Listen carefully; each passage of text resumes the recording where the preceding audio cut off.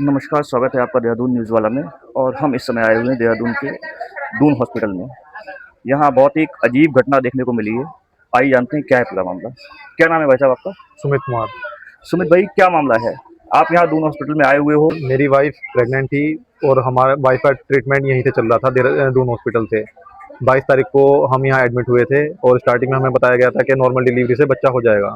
2 दिन हमें एडमिट रखने के बाद सडनली इन लोगों ने कहा कि सर्जरी करनी होगी, सर्जरी से ही बच्चा होगा।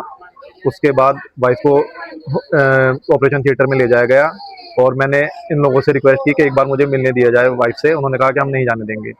मैंने कहा चलो कोई इससे कोई इशू नहीं है। लेकिन उसके बाद फिर जब वाइफ का ऑपरेशन अंदर चलने लगा, उस दौरान भी मैंने इनसे दोबारा से रिक्वेस्ट की कि मुझे एक बार जाने दिया जाए अंदर, मैं अपनी वाइफ से मिलना चाहता हूँ। इन लोगों ने इतना कहने के बाद भी मुझे अंदर नहीं जाने दिया गया। मामला जब थोड़ा गंभीर हुआ, 1 घंटा जब बीत चुका था, मुझे सडनली बुलाया गया ऑपरेशन थिएटर के एग्जिट गेट पे, ओनली एग्जिट गेट पे, जब मेरी वाइफ को पूरा पैकअप कर दिया गया था और बच्चा भी उसके बराबर में रख दिया गया था। मुझे अंदर बुलाया गया और कहा कि आप खुद चेक कर लीजिए क्या हुआ है। मैंने कहा था कि आप बता दीजिए कि नहीं, कि आप चेक कर लीजिए। फिर मुझे एक हॉस्पिटल से डॉक्यूमेंट प्राप्त हुआ जिसमें क्लियरली लिखा था कि बच्चा लड़का पैदा हुआ है। और मुझे भी खुशी हुई, परिवार में भी, मतलब उस समय तो मैं ही था अंदर।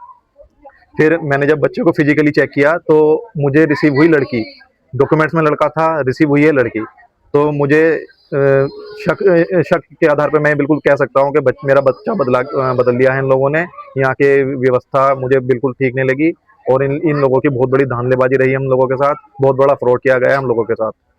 और मेरी वाइफ को भी, जैसे सभी पेशेंट्स को ऐसा होता है कि सर्जरी के तुरंत बाद जो पेशेंट अंदर रहता है उसको इमीडिएट दिखाया जाता है कि उसके लड़का हुआ है या लड़की। लेकिन मेरी वाइफ को नहीं दिखाया गया, उसकी आंखें ढकी हुई थी। काफी देर बाद हम लोगों को ये पता चला कि हमें लड़की रिसीव हुई है।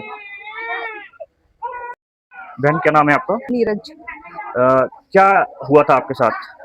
मैं 22 तारीख से एडमिट कर दिया गया था। ठीक है, उन्होंने पहले ये बोला था कि नॉर्मल डिलीवरी हो जाएगी, नॉर्मल डिलीवरी हो जाएगी। जब नॉर्मल डिलीवरी नहीं हुई थी तो इन्होंने मना कर दिया था कि आप ना ऑपरेशन थिएटर में। तो मेरी आंखें बंद कर रखी थी और एकदम से इन्होंने ऑपरेशन कर दिया। अब मुझे ये नहीं बताया गया कि मेरा लड़का हुआ है लड़की हुई है। तो सर। आपको नशे का इंजेक्शन दिया गया था? हाँ जी सर। नशे का इंजेक्शन दिया था जी आपको? सर। अच्छा, तो आपको कुछ नहीं पता कि क्या हुआ क्या नहीं हुआ? नहीं नहीं आपने सर। कुछ देखा नहीं? नहीं, मैंने कुछ देखा नहीं क्योंकि मैंने आंख पर पट्टी बंधी हुई थी। अच्छा, आंखों पे पट्टी बांधी हुई थी। हाँ जी सर। अच्छा, डिलीवरी नॉर्मल हुई थी आपकी? नहीं सर, ऑपरेशन हुआ था। ऑपरेशन हुआ था आपका। चलिए, क्या आपकी प्रशासन से क्या मांग है? सर आप बस यही प्रशासन से तो हमारी सर ये मांग है, एक तो निष्पक्ष हम जांच कराना चाहते हैं डीएनए, जिसका संपूर्ण खर्चा अस्पताल से हमें मिले। लेकिन वो हम अपने स्तर से कराना चाहेंगे किसी प्राइवेट लैब में, जिसकी सूचना ना तो हम किसी प्रशासन को देना चाहेंगे, ना ही अस्पताल विभाग को। क्योंकि अगर हम ऐसा करते हैं तो जाहिर सी बात है, इन लोगों के बहुत अच्छे अच्छे चांस होते हैं, ये उसमें भी धांधली करवा सकते हैं। दूसरा, मैं ये चाहूंगा कि इनके खिलाफ कानूनी कार्रवाई की जाए। और जो सीसीटीवी फुटेज हैं, जब मेरी वाइफ को ओटी में ले जाया गया था उसके 2 घंटा पहले और 2 घंटा बाद तक की जितनी भी सीसीटीवी फुटेज है वो हमें प्रदान की जाए।